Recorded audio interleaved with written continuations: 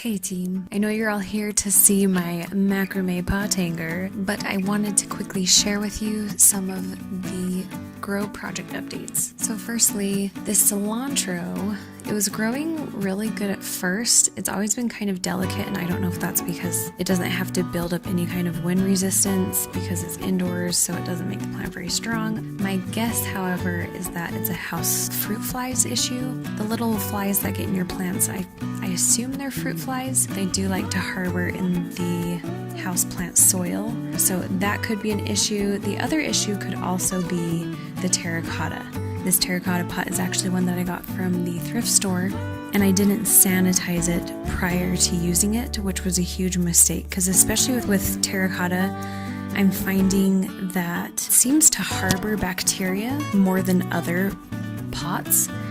And I think that's because it's very porous, and so it absorbs a lot. But specifically terracotta during the winter time, if you water it, the pot stays wet and moist, and I think it builds up bacteria that way. I mean, I'm no scientist, but that's my assumption, just because it doesn't really dry out in the winter time. And so with my seedling starts, I'm having the same issue.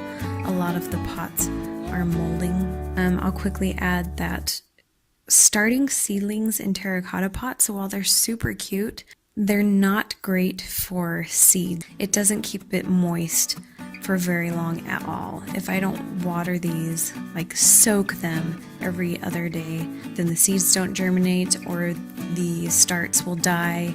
And so I've actually not had great luck starting seeds in these terracotta pots, which is unfortunate because they're so cute.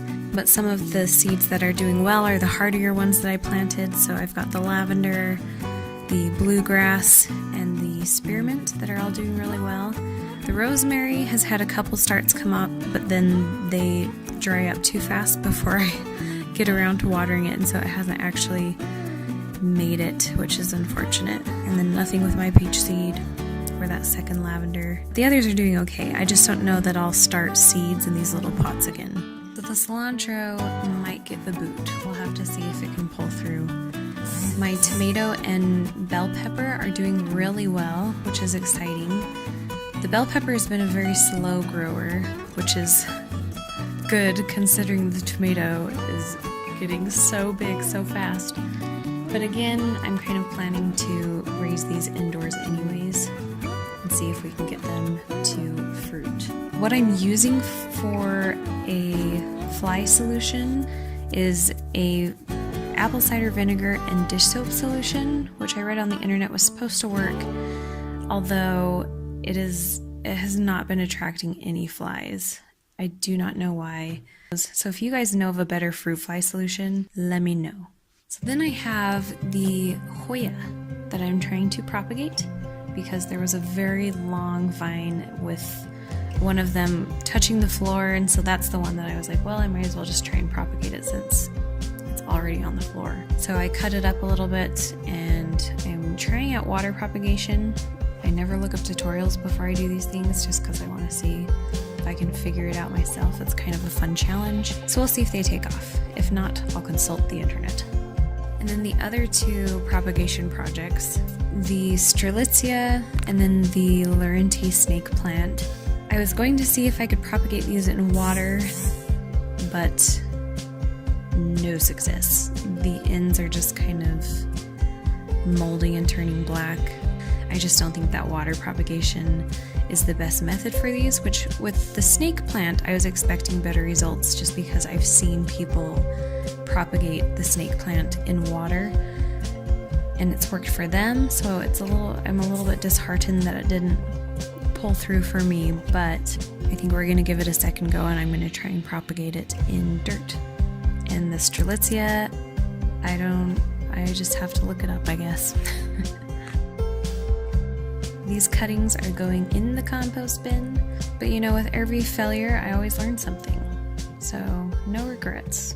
Rest in peace, cuttings.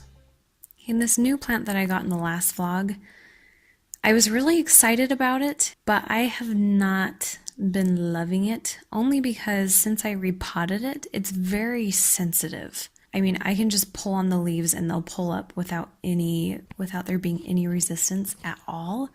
And I do not like a touchy plant. Maybe that makes me not a true plant person. If they're super touchy and sensitive, it's kind of like a reflection of the people that I'm attracted to as well. If they're super drama and touchy, then I keep my distance. So we'll see if this guy makes it or not. If he keeps looking weedy like this, then he's getting the boot. And let's talk about my pothos plants really fast. All my different propagation experiments have all pulled through. They've done really well. Pothos is so hardy. This one that I did for my sister, hers has a lot of new shoots coming out the bottom, which is exciting because each one of these leaves that I propagate is supposed to have their own vine shoot out.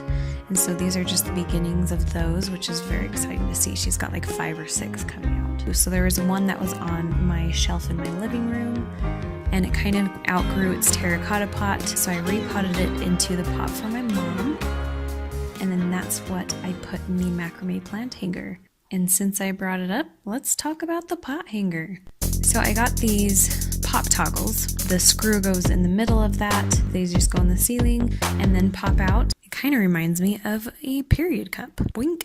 So they're supposed to hold up to 95 pounds. For ceiling hangers or things that are coming out of the ceiling, I prefer these to drywall anchors just because they can take a lot more pull. So I started just by drilling a hole in the ceiling, and I'll just walk you through all this really fast. And I chose this corner in my kitchen because it doesn't get a lot of sunshine right here. I mean, in general, the upstairs is very sunny, but in this spot, it was looking a little bare to me because I need plants everywhere. And the pothos can take a lower light.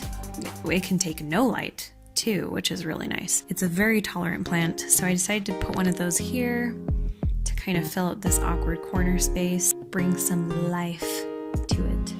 And then this macrame hanger, I've been in the process of making. It's actually been lying around my house for the last few months. Well, because it's been sitting around forever, there are a lot of tangles, so I just made sure I took all the tangles out. And then I'm basically only using one knot for this because my macrame skills are limited at best, but it's fine. I mean, it still gave the general aesthetic that I was going for, and the key focus is the plant anyways, so I'm not too worried about my shoddy macrame job. And then around the pot itself, I kind of just did random knot patterns, trying to make it a secure basket. And I can't say that I'm like super in love with the way that it turned out. You see all these elaborate macrame hangers, and they're beautiful and intricate, and mine looks like a 5-year-old did it, but I love having a plant here. Right now it looks a little awkward just because the vines haven't really taken off yet. There are a couple vines already, which is really exciting, but they aren't long yet. But I'm excited for those trails to be longer and to kind of fill up that space with a good chunk of green. Ultimately, happy with the plant hanger and excited for this thing to grow. Grow, baby, grow. Hope this video finds you well and happy. If this is your first time here, definitely hit subscribe so that you don't miss out on future videos. And we will catch you guys on the flip.